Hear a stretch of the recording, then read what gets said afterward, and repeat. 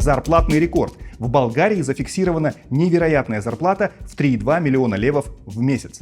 Почему огромные деньги получают не топ-менеджеры мегакорпораций, а неизвестные руководители? Драма в Центризбиркоме. Партия ДПС раскололась, и две группы яростно борются за место в бюллетене. Кто же выйдет победителем? Транспортные баталии. Правила дезинфекции на границах Болгарии вызвали международный скандал.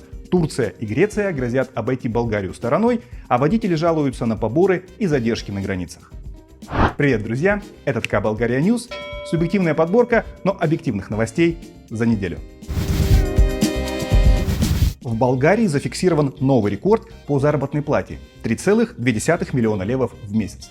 В прошлом году зарплаты соизмеримого уровня получали 5 болгар.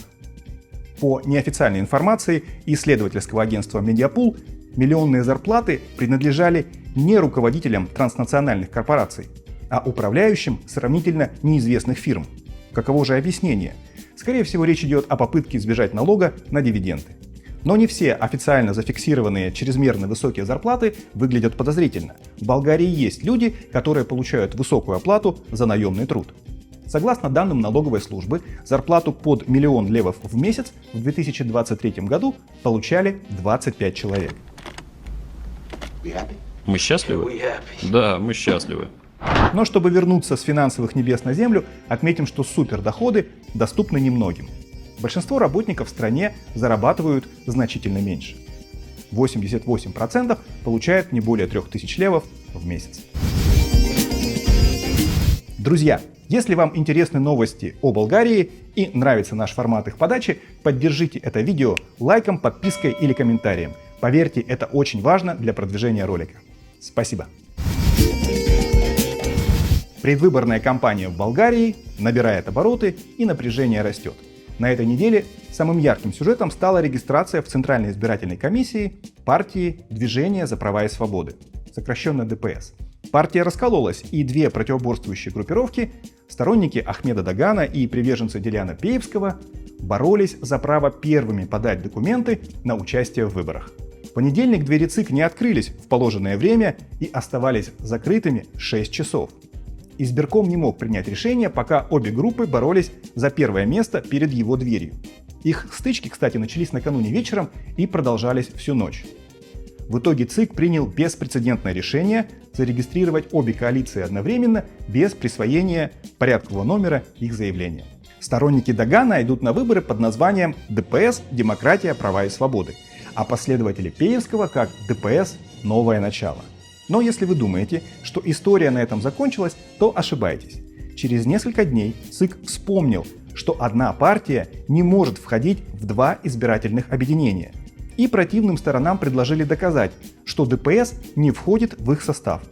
Звучит абсурдно, так как обе стороны и есть расколовшаяся ДПС, и понятно их возмутил ультиматум избиркома. Что будет дальше?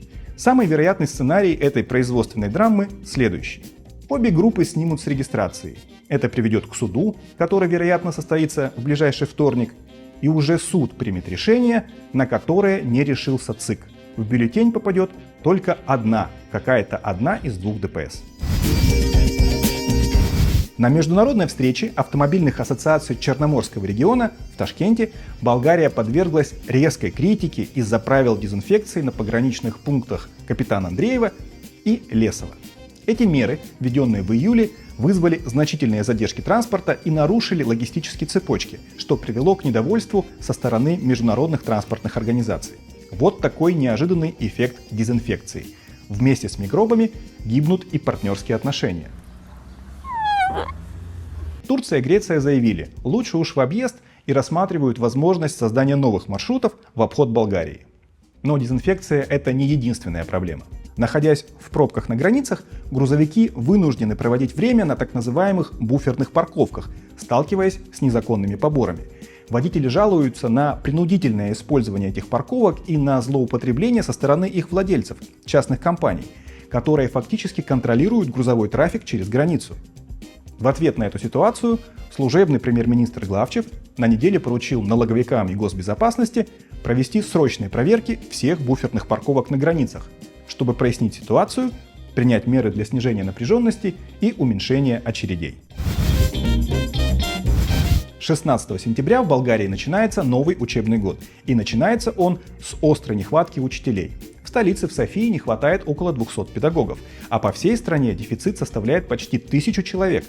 Об этом сообщил председатель Ассоциации директоров средних учебных заведений Асен Александров.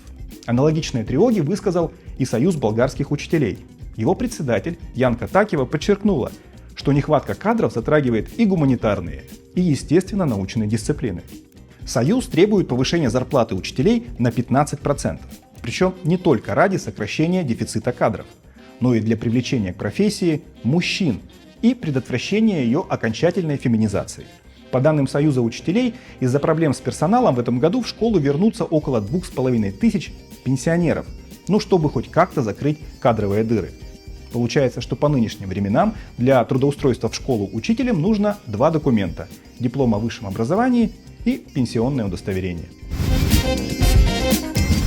В новом учебном году все школьники Болгарии получат бесплатные учебники. Правительство страны выделило на эти цели 122 миллиона левов. Ранее бесплатные учебники предоставлялись только ученикам с 1 по 7 класс, но с текущего года программа охватит и старшеклассников с 8 по 12 классы. В бесплатное пользование будут предоставлены учебники по всем общеобразовательным предметам, включая иностранные языки и религию. Учебники останутся в школах после завершения года и будут использоваться в течение 3 лет. У нововведения есть исключения. Это ученики с профильным и профессиональным обучением. Им в 11 и 12 классах по-прежнему придется приобретать учебники самостоятельно. 5 сентября Ниагарский водопад засиял цветами болгарского флага – белым, зеленым и красным.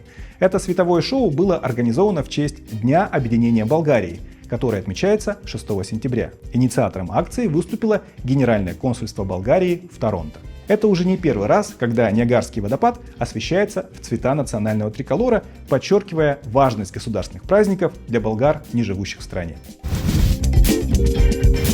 Это, друзья, все, что мы хотели сегодня рассказать. До новой встречи, до новой недели, всего доброго, пока!